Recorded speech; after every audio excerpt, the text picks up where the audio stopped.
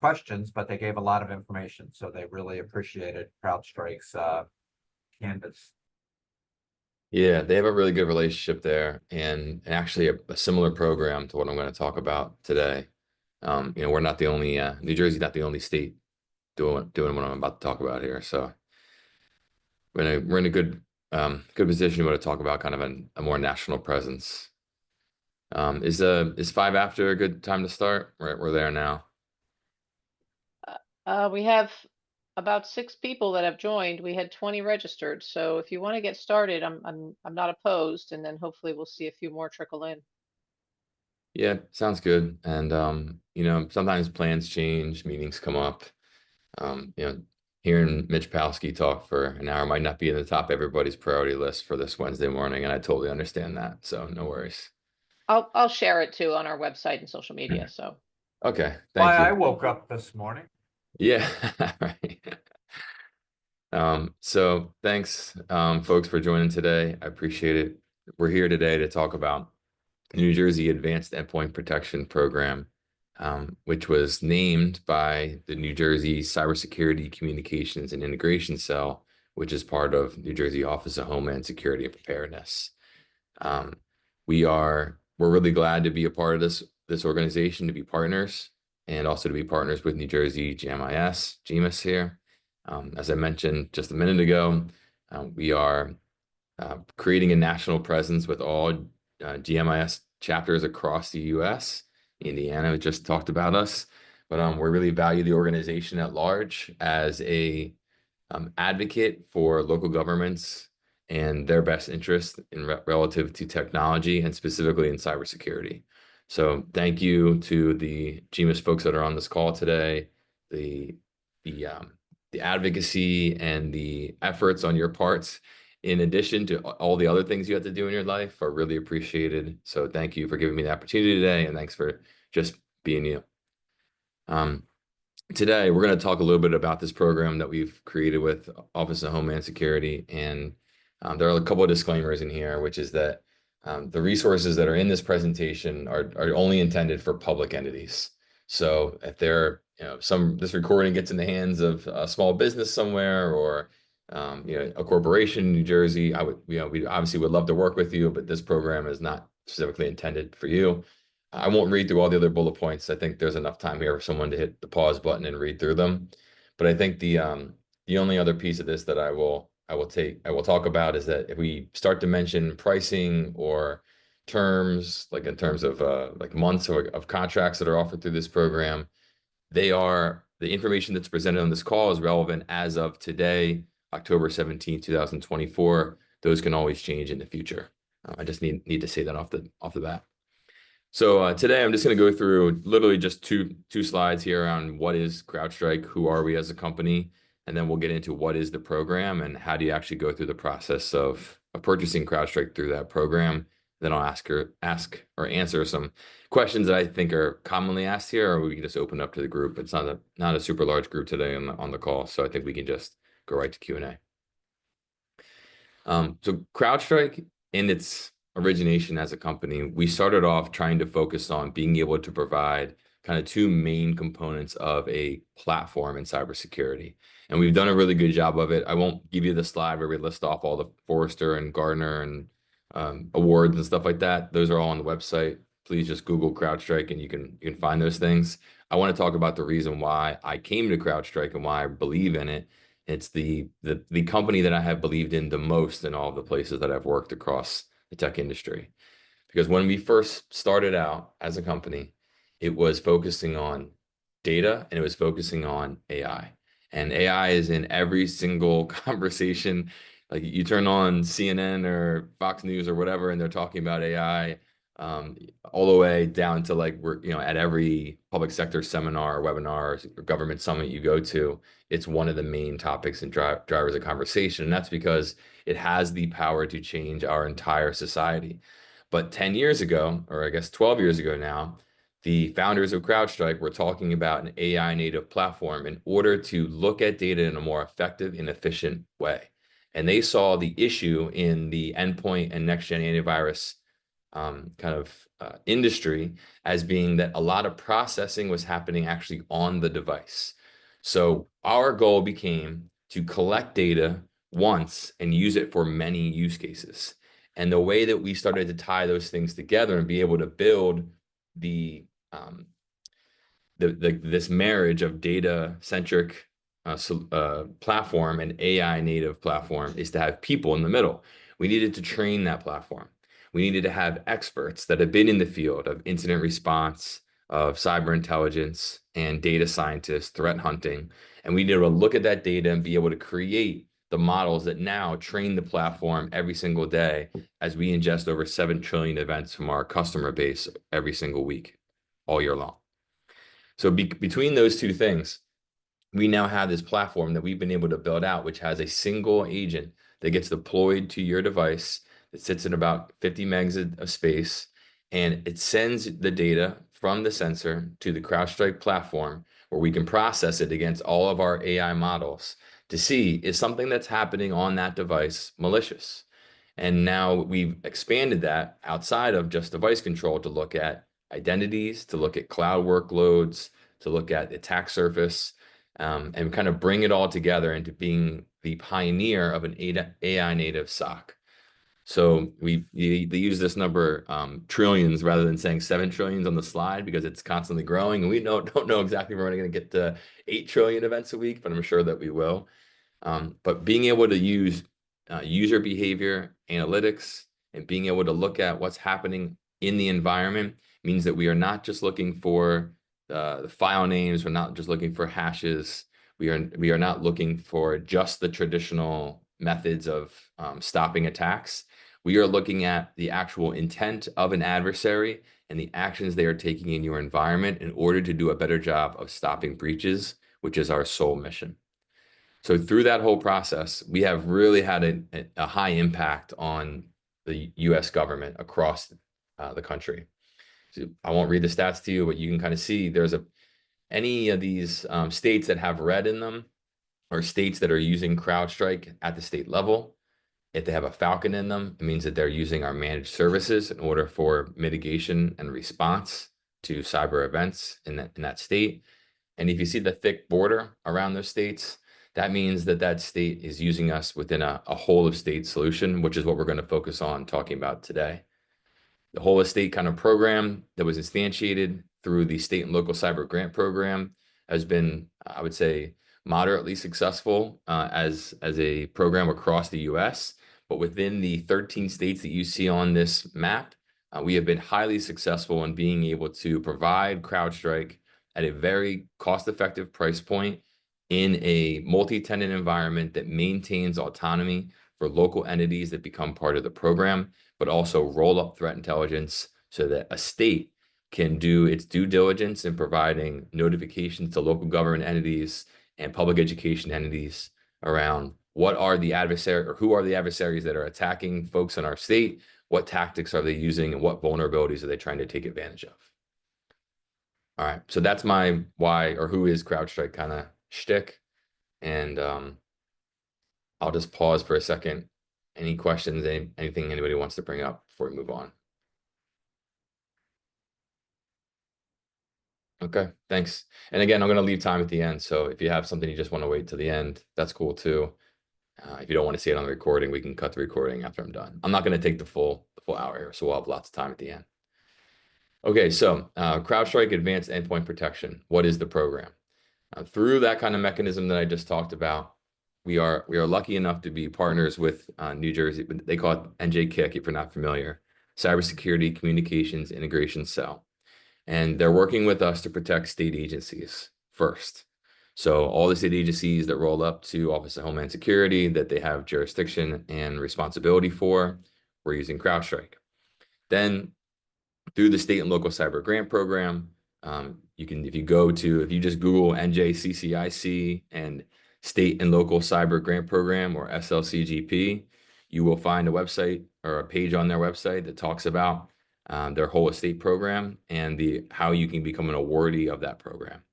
So if you apply through that grant program and you get licenses, you work with the state to get deployed with CrowdStrike. and you become a child entity within this model, this hierarchy that you see on the screen here today. And every single CrowdStrike tenant is deployed in AWS GovCloud, which has FedRAMP moderate authorization, and we're working on FedRAMP high right now. So we're in that process. And the advantage of everybody kind of getting pulled into one hierarchy like this, or one environment, is that we can roll up anonymized threat intelligence from the end users, in this case, local government entities and state agencies, so that the state, the Office of Homeland Security at the top level, can see what threats are active and pervasive across the state, and without actually seeing your name, right? If you're coming from Camden County, for example, I'm right in Philly, so Camden right across the river here. Like, if you have an attack, they're going to see that there is an attack, but not necessarily one from your environment, your host, your IP address range. But they can get notifications around the threats that are facing public entities across the state of New Jersey.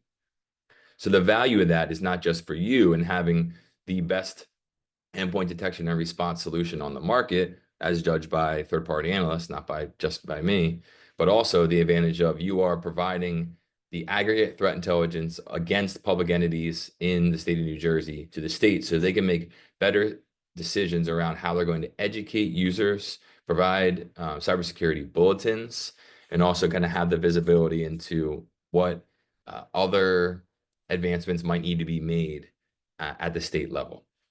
So as we started that program, we basically, and again, this is public, I'm saying where you can find this information because I'm just reiterating that this is public information. I'm not sharing anything confidential here. At one point, the director of NJ Kick, Mike Garrity, talked about in a webinar that they had a lot more demand for this program than they actually had funds that were coming from CISA. It was something like 3 to 1. So Director Garrity asked me, hey, you're giving us a great price because we have so much volume here. There's really great discounts. Could you extend that same price to folks that were not able to get into this program, that weren't able to take advantage of federal funds? So advanced endpoint protection is essentially extending the same price that the state is getting as they're kind of aggregating all of their state agencies and all of these state and local cyber grant program awardees, that the volume that drives their unit price down to can now get extended on one-offs to any public entity across the state of New Jersey. The caveat being that you will join the state's environment, and you will have to kind of agree to a couple of different stipulations to be part of that environment. And I'll talk about those. I'll talk about them now, but I'm going to talk about them again later in this webinar. The first being that when you join and you are in this environment, you have the ability to give access to someone else that's in the environment, meaning a parent entity. So if you wanted someone from NJKIC or Office of Homeland Security to have access to your environment, you can make them an admin or a regular user in your tenant. It does not mean that they have the access to log into your tenant and look at your data. You have control and autonomy over your data and your policies and the governance of both of those things. You also have the right to protect that data and have the privacy around that data.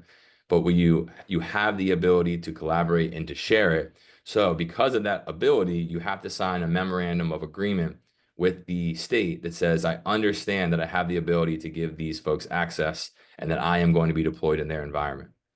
If you're one of the awardees that receives funds through this federal program, that MOA also kind of stipulates that there is a cost sharing component.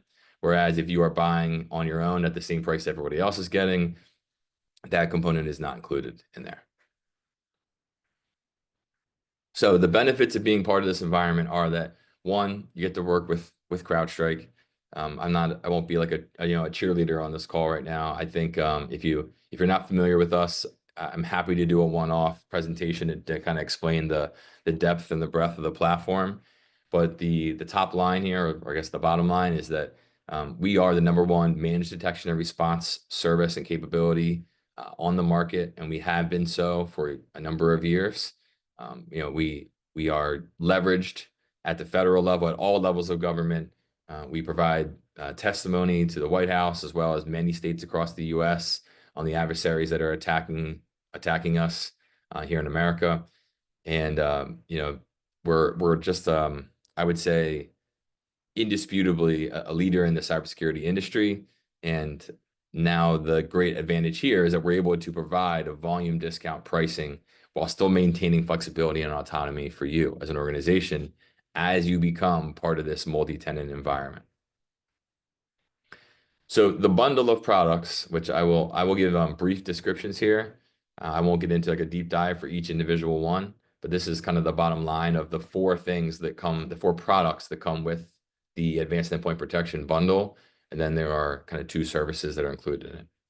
So the kind of the meat and potatoes, right? The entree is Falcon Complete, which is 24/7, 365 managed detection and response from our SOC analysts that are on all the time and have a minimum of 7 years experience working as a SOC analyst in order to work at CrowdStrike. So no matter what time of day, someone in the United States of America or the continental US will be monitoring and responding to a security incident or event based on the rules and criteria that you agree to for your environment. For example, you might specify specific host groups that are critical, and you want CrowdStrike to take action no matter what time of day, no matter what type of threat it is. You want us to use our best judgment to protect those critical systems in order to maintain their availability. Whereas somebody's workstation, you might say, hey, this is a VIP workstation. You better call me first before you contain it, right? Or you quarantine some sort of file you think is malicious, but maybe isn't because it's part of our environment. So obviously there are capabilities to whitelist things and to take control over those policies, but I think the main component here is that there is a collaborative, bi-directional conversation with CrowdStrike where you set the rules for how our policies will be enforced in your environment, which is great because you're, again, getting the benefit of being part of the state's program, but they're not forcing all of the child entities to adhere to their standards. You have the flexibility to choose your own. Now, as we are kind of providing that detection and response service, we are also doing threat attribution. So if you look down here on the bottom left, at threat intelligence. So this is kind of important now for the roll-up of threat intelligence across the state, as well as for you as specifically as an organization. You might want to be aware of I'm being targeted by certain types of adversaries from certain geopolitical backgrounds or with certain geopolitical intentions. And we also have the ability to do sandboxing within that service as well. But really what this is coming down to is saying we want to look at not just what is happening in our environment, but who is actually causing it to happen. And we've always taken that approach as a company because behind every attack, you see the malware, you might see the lateral movement, but what you're not seeing is the adversary behind that activity. And being able to understand the intent of what they're trying to do allows us to be more proactive in creating indicators of attack and indicators of compromise that we can leverage to prevent them from taking advantage of specific vulnerabilities. And it's really been a driver for helping us stop novel attacks. Now, I would say more of the foundational pieces here of traditional attacks in preventing traditional attacks are vulnerability management and also device control. So if you've worked with the National Guard or with CISA ever to do like a pen test where they dress up like a citizen and try to walk in your office in plain clothes, they almost always put a little USB device in their pocket and will walk into your office pretending to be a janitor or whatever and try to plug it into someone's machine to deploy malware. Device control is protecting any malicious files that are on removable devices that aren't necessarily running on the actual device itself. And Spotlight is vulnerability management, which differs a little bit from what your traditional other vulnerability management services might do. I'll try not to name them here on a recording, but kind of know who kind of those major players are. And the scanning for vulnerabilities and prioritization can be a burden on your network and also on your people in order to make sure you are patching the highest priority items first and in the time that's appropriate. Where Spotlight prioritizes vulnerabilities based off the actual threat intelligence that we see across the entire CrowdStrike environment, that includes 7 trillion events a week. You can imagine how many customers that's coming from. And also not just prioritization, but also to look at real-time scanning at things that are happening on the device, or vulnerabilities that are present on the device where the endpoint, or excuse me, where the agent is deployed. So some of your traditional scanners might do a scan once a day. Vulnerability management is going to detect it sooner than that and notify you if it's something that needs to be addressed prior to that. So these are 4 components of the 25 modules or so that we are selling as a company. The reason that these are bundled together is because the state is using these. So because they have the volume there at the state level, we can extend that volume-based discount to local government entities. There are other products out there. There are other products that the state is using, but maybe not in such high volume. So we can explore conversations around other parts of CrowdStrike one-on-one. But today we're here just to talk about this bundle, which I will just talk about the last thing here, which is services that are included in that, or one-time or I guess I would call them like services outside of the product capabilities, are support and training. So CrowdStrike University is, you get access to that. It's our learning management system. All the 100 level courses are free. If you wanted to get a CrowdStrike certification, the training is like $500, and there's a exam voucher for $300 essentially that you can pay for outside of this program.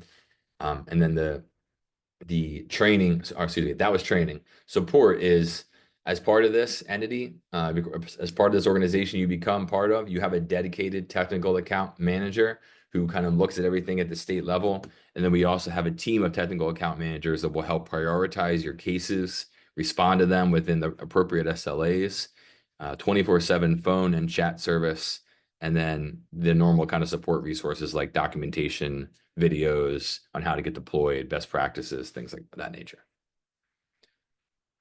Okay, so how to purchase. The state contract that we are operating off of is the T3121. The Advanced Endpoint Protection Program is an extension of Office of Homeland Security and Preparedness's environment. And therefore, our agreement here with you is an extension based off of the same terms and conditions that were agreed to within this state contract.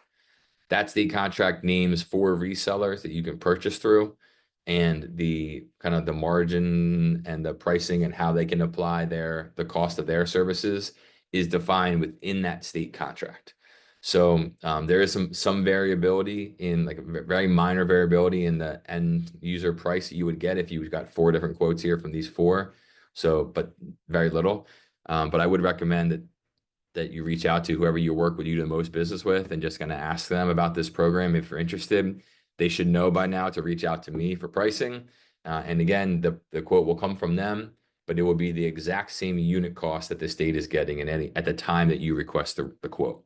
So if for some reason in the future the state's pricing goes up, everybody else's will too at the time of their next renewal. It's just based off of that. That pricing could also go down based off of the volume that's being added to this program. So if you're not familiar with any of these resellers, you can reach out to me if you need help getting connected, or I'm sure the folks at GMIS have worked with at least probably all 4 of these at some point. So if you don't want to talk to the CrowdStrike guy, that's cool too, no worries. But these resellers are all great companies, and we have strong relationships with all of them. And that's how you'll get your quote for budgetary pricing. So the process here essentially becomes, in order for us to create your tenant within this environment, we need some fields of information. We need to know who the admins are going to be for the tenant. We also need to understand what domains are allowed to be users in your environment. So we don't want like no Gmail accounts, for example, right? You're going to tell us we are at yourcounty.gov, or mycounty.gov, or whatever, or mytownship.gov, or .us or .com, whatever it is, whatever domains you want users to actually be allowed to access the environment. We'll need to know those, as well as who the specific users are that will have admin rights, and a couple other kind of pieces of information, like how many licenses are you requesting, when do you want the start date to be, stuff like that. Once we get that form, then we will have the quote sent to you via your reseller of choice. When you send the purchase order to the reseller, before we can actually instantiate your environment, Office of Homeland Security will send you that memorandum of agreement, which will come to you as an Adobe DocuSign, or maybe it's not DocuSign, Adobe Sign. I'm not sure what their what their signature product is called, but it'll come to you via email to whoever you specify needs to get that. And once it's countersigned, then we will process the order and you will get welcome emails saying basically, here's how you get into your environment. Now, once you log into your environment, there is a number of resources to get enabled on how to deploy CrowdStrike and how to use it. We have done a couple live onboarding calls for end users. And so we have those recordings available to send. There's also recordings of onboarding calls that are in the support portal as well. You are also entitled to some calls with your technical account manager during your onboarding process. And there is a ton of documentation, obviously, the kind of best practices. And here's the step-by-step for how to deploy if you're doing it manually or if you're doing it using some sort of like deployment tool like SCCM or something like that. I'm trying to think if there's anything else I'm missing here. I guess the only other thing I'll mention is that we have provided services to folks in the past through this. So if you feel like you need some support on how to actually get deployed, definitely reach out to me. I mentioned this. This is what I want to say. Sorry. This is in the disclaimers in the front. The state and local cyber grant program awardees, because you are receiving federal funds, the state is kind of has a shared responsibility with you in order to ensure your success. So they will work with you to help deploy sensors. Advanced Endpoint Protection Program, where you are buying with your own funds. The NJ-KIC is very friendly, will provide you with resources, but they don't necessarily share the responsibility to ensure that you start consuming the service because there is no cost sharing component in where they are actually paying a part of your bill, right? So if you're paying for it out of your own budget, you can reach out to us and we can help provide services to help you get deployed. I think most folks are live, at least in a cautious security posture within a day or two. And then we usually move to the more aggressive security postures where CrowdStrike is actually, will take action on your environment if they see something malicious within a week. If you ever have questions, when you log into the portal, there is a module called Fast Track. Fast Track is a step-by-step, a guided wizard for how to get deployed, where to look at policies, how to set those policies against host groups, and it includes videos and links to specific articles and documentation. I would say about 90% of folks that are moving into the program now are leveraging that rather than a face-to-face call with somebody.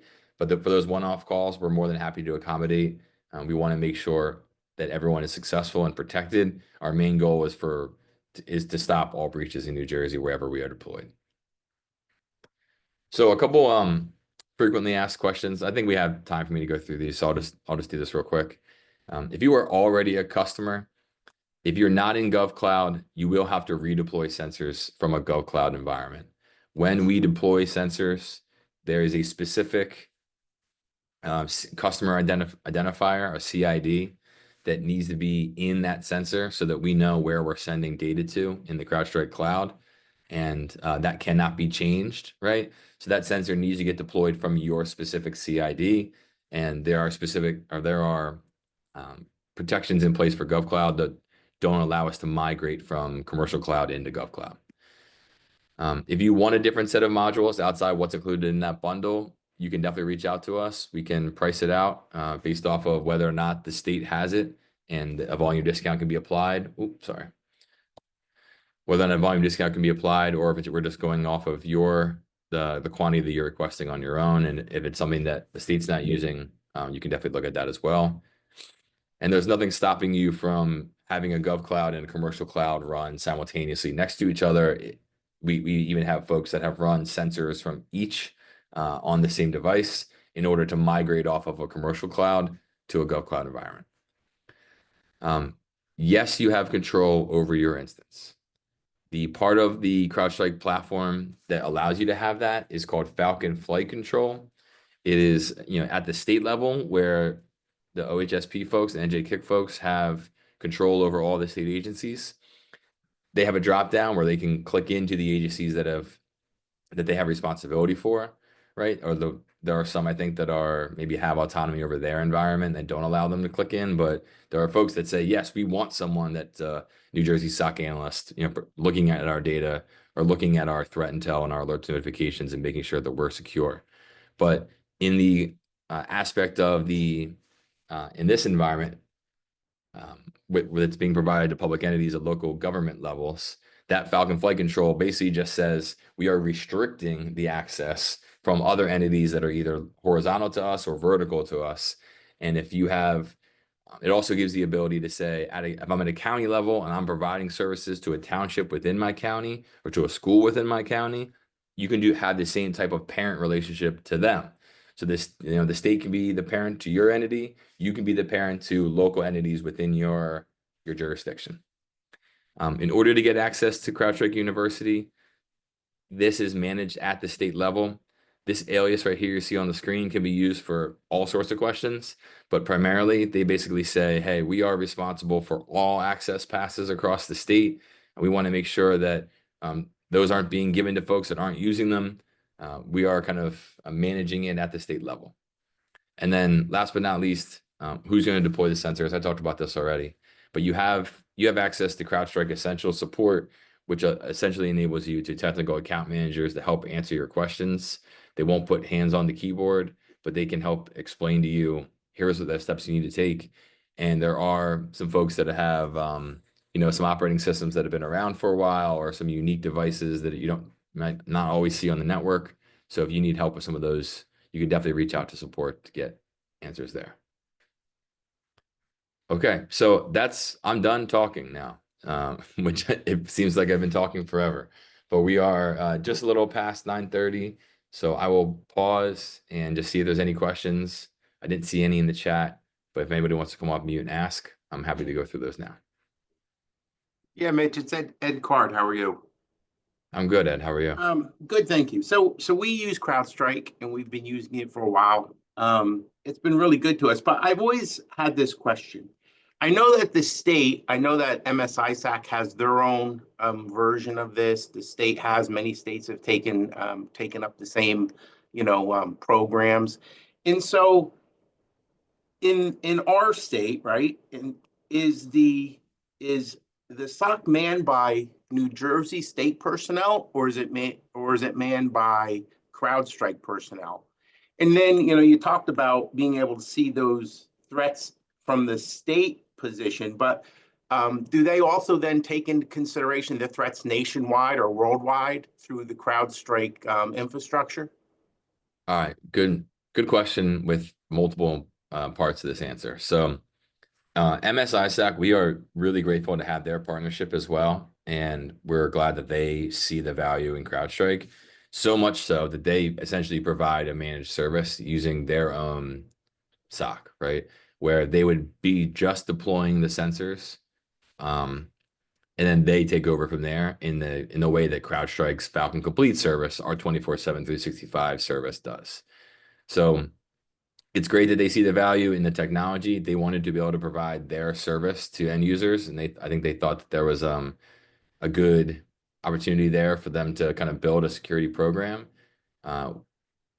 And this isn't saying anything negative about that program at all, just that we have a certain criteria for how we hire folks and their availability, their credentials, that is unmatched across the entire market, not just against any specific third-party vendor, right, or third-party monitoring service.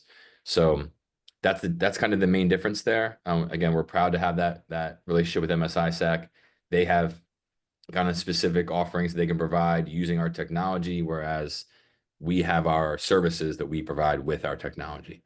The next kind of part of your question was around New Jersey and who's actually monitoring. If you are part of this program, you essentially are leveraging CrowdStrike's SOC to manage, to monitor, and respond to any security incident or threat in your environment.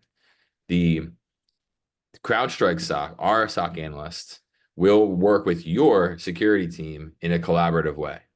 If there is a security incident at the state level, then CrowdStrike would reach out to the state security employees and work with them in a collaborative way. right? We don't have access to every single part of your environment. We just see the threat intelligence. So we are not going to be taking away like the jobs of folks that are doing the security and IT operations work. We are going to be giving them the intelligence that they need in order to respond to things as fast as possible.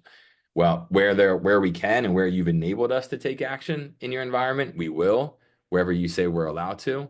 But where we're not allowed to, that's where a lot of collaboration happens. And we find that essentially that relationship becomes from our SOC to your security, your IT person. In this state specifically, we have a lot of local managed service providers that are providing IT services, and they actually become the admins that our SOC analysts are reaching out to in the case where they see some malicious activity in the environment. So does that answer that part of the question, Ed? Yes. Okay, and then I'm sorry, I forget the third part of your. Just that, I know you look at the state threat intelligence, national. but do Yeah. you use, do you use the CrowdStrike, national network to see all the threats? I mean, Yeah. are we being, are we being availed of every threat that you guys see as, an issue at the present time? Yeah, absolutely. So that's Falcon Intelligence, which actually I need to get the new version of the slide. You know how the marketing people really like to change the names of things so that we have to get new slides at least once a year. They call it counter adversary operations now. So you might see it as that in your console. But essentially, that is the same service that you will have access to that the state has as well, which is threat intelligence of all the 220 so adversaries that we track and their activity across the globe. So we have write-ups of them in IOAs, IOCs, and advisories that are specific to those adversaries and the activity that is most relevant across the world. And when you log into this console, or when you click into this console, what I would recommend, what we recommend during onboarding essentially is that you create a saved search or apply the filters to look at the threat intel that's relevant to your organization, so that when you look at this module, you are seeing specific threat intelligence reports across the world that are relevant to organizations that are similar in size, objective, mission, and or geographic area, whatever you decide to filter that down. Does that answer that question then too? Yes, sir. All right, thanks, Sam. And Leon, I saw you come off mute. Did you have a question to ask? Yeah, a couple questions. Sure. What is the difference between this state contract and the contract with BPU? I'm not familiar with BPU. Well, that's the New Jersey Board of Public Utilities. That's where we got our CrowdStrike from. Okay, I am You're not familiar with that contract at all, so I couldn't really speak to that on this call. In terms of when you're saying what's the difference in the contract, what's your specific question? Are you asking about like what are the terms, or what's the yeah, because or... and the support, that's what I'm trying to get around to is how the support works. Yeah. If we're not connected to the state, do we go through New Jersey Kick? Do we, go through you? Because we have it. We just got it about a month ago, but it is my understanding it's through the BPU and at no cost for 3 years or something. Yeah, okay, I understand now. So there is another grant program out. There's another grant program which I'm not as attuned to, but I know that NJ Kick and Director Garrity were leveraging that grant program in order to provide licenses of CrowdStrike to specifically to utilities providers. So Leon, I don't know what organization you're coming from. Water utility. This is Lakewood MUA.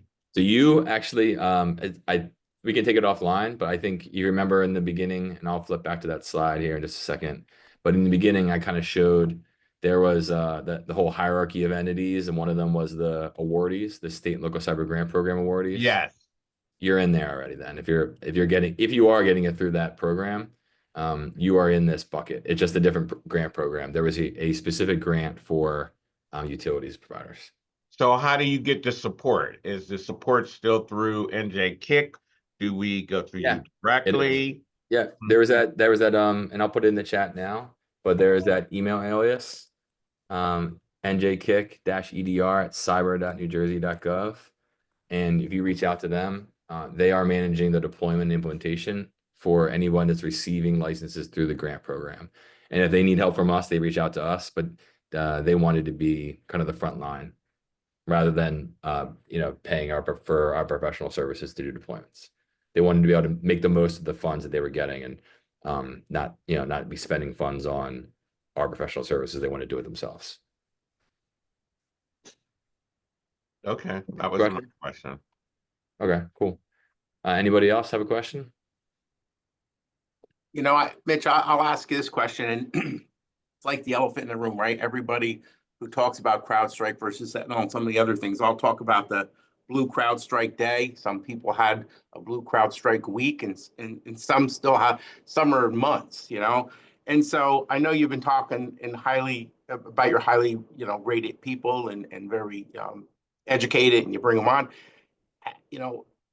Maybe explain what happened there, how that happened, and how you remediated it. Yeah, thanks. You don't have to thank me for that one. No, it's okay. We this is something that we have to address head on. And at the the GMIS event we were just at, I kind of addressed this to the audience there as well. So we'll do this now. Hold on 1 second. There is and I'll drop this into the chat. I will not try to regurgitate all the information that's here in a way that is above my technical abilities. But there is a very succinct and I would say detailed executive summary and root cause analysis of what exactly happened with the channel file 291 incident, as well as guidance on what we have done since that time in order to make sure that never happens again. And I am, for anybody who's on this call, that it was an active user of CrowdStrike, or for anybody that watches this recording, we can say that we are deeply sorry for the impact that organizations felt across the state. That was a really terrible day for us as a company and a bad day for our customer base. We're never going to let that happen again. And we are really making the efforts to bring in third parties to validate all of our processes to ensure that. I think sometimes when you are growing as a company, you learn to lean on each other. And when you get to this kind of inflection point where you are so present across the globe, being able to bring in parties outside of the company in order to validate our processes has had an immeasurable value.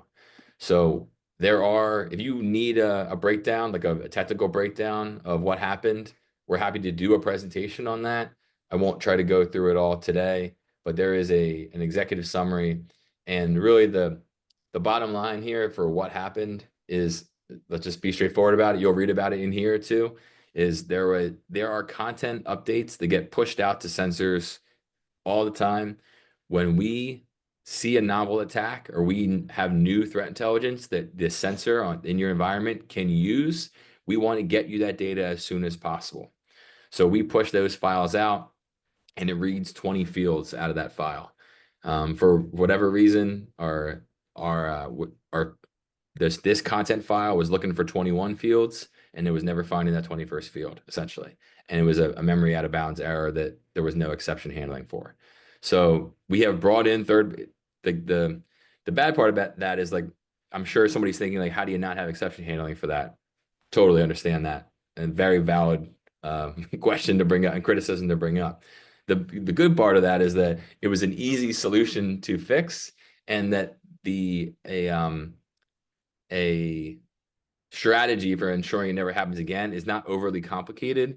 We are bringing in third-party analysts again, and their reports are actually published here somewhere to be able to see what changes we've made since the time of this incident. So if you want to find that, definitely just click into that remediation and guidance hub. And again, if you want a presentation, for example, if you have a board or county government or local, I would say representatives that are concerned around your organization using CrowdStrike, we're happy to get in front of them and present and explain We actually did a one-to-many like a week or two after this happened, which might be, I don't think it's recorded. Yeah, it's not recorded, but we were happy to do that again at your convenience. We had to take responsibility for what happened, and we will, and at your discretion or request. I also have another question about that incident. What is or in the remediation aspect, the notification process that you guys have in letting all of us know that there's a problem? Yeah. So this is this event that happened on July 19th is the first of its kind. But are you asking around like if there was a cyber event, how would we contact you? Because this was not a Yeah, cyber. yeah, it wasn't, but it still was something that interrupted business. Totally, absolutely. Um, when you, Attack. yeah, I understand. When you go through the onboarding process with CrowdStrike, you establish in what's called an Appendix B. An Appendix B defines the communication channels for your organization. So it basically says for low priority things, CrowdStrike, just take care of it, put it in our data and our weekly roll-up reports or monthly, whatever it is, and we'll read about it when we get to it. For a high critical system, you need to contact Leon first. And if Leon's not answering the phone because it's 2 a.m, then call our managed service provider. And if the managed service provider isn't answering, then keep trying those 2 people until somebody answers. So your communication paths for different severities of events are defined by you, and we will take every avenue in order to get in touch with you. On our website, there is a great story about the city of Las Vegas that they were mid deployment with CrowdStrike essentially, and they hadn't established communication channels.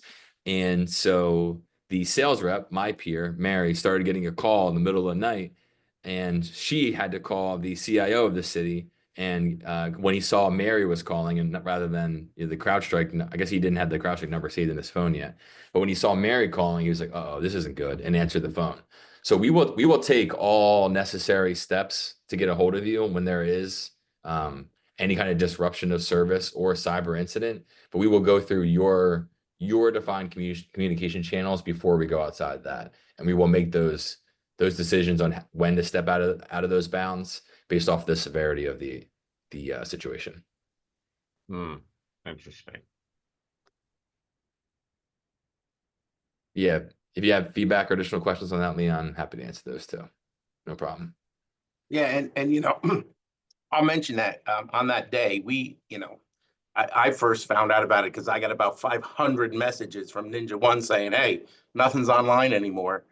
And I never got anything from CrowdStrike or from the New Jersey Kick, but I think the value of New Jersey GMIS, it was there because I got a message from, I think it was Tammy, from our organization who said, "Hey, we're experiencing this. Exactly. We looked it up, and this is what the fix is."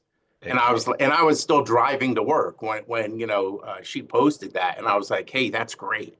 I mean, I got to work, and I was lucky. I was able with that fix to get all my servers back online within the first hour, and then workstations over the rest of the day. But I think there's a lot of value in New Jersey GMIS in that respect because everybody collaborates and everybody talks to each other, and that was one that really saved me a lot of time.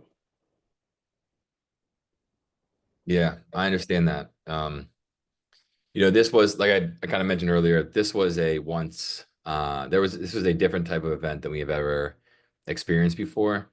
Our resources at the time were kind of aligned based off of the priority of the organizations that we were working with, right? Like there were hospitals and large cities across that, that map I showed earlier that got, I would say, attention, probably got more attention than some of the smaller organizations.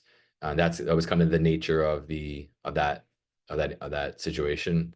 And then I know that's not acceptable. It's not a excuse. It's just kind of the hard truth of what happened on that day and how we responded to it. There was a tech alert, a TA that got pushed out. And so maybe I would advise that moving forward, Ed and Leon, make sure that you are subscribing to tech alerts, because the tech alerts were getting delivered via emails to folks, and they were basically updated about once an hour once we noticed what was going on, with updates to the remediation steps. So so credit to Tammy, or whoever, I think you said it was Tammy from GMIS, for sharing that information. We were making it public, and we were also putting it out on our tech alerts and updating it whenever we had a new steps to take. Right, when we figured out we could use our own capabilities to help fix this with a cloud-based solution, we published that in the tech alert. And so subscribers got those delivered to their inboxes if they were subscribed. But at what point? I mean, how long? Is it like a 2-hour period? 3-hour window that they get notified? Because I reached out to Mark immediately about this within our organization. I guess it just trundled, all the way around.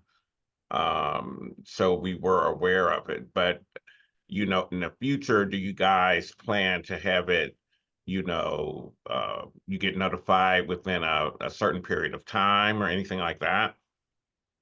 Well, within 30 minutes of the event happening, we were publishing tech alerts about it. So there is Okay. like, so I'm sorry. I just said, okay. Oh, okay. Yeah. So no, there's no SLA for events like this. Just because this is an event, this is a one of a kind thing that's happened with our environment. We will, if we ever had a service disruption again, we will treat it with the urgency that it needs, right? And I don't expect something like this to happen again, right? Because of the third party attestations and validation and quality control that we are applying.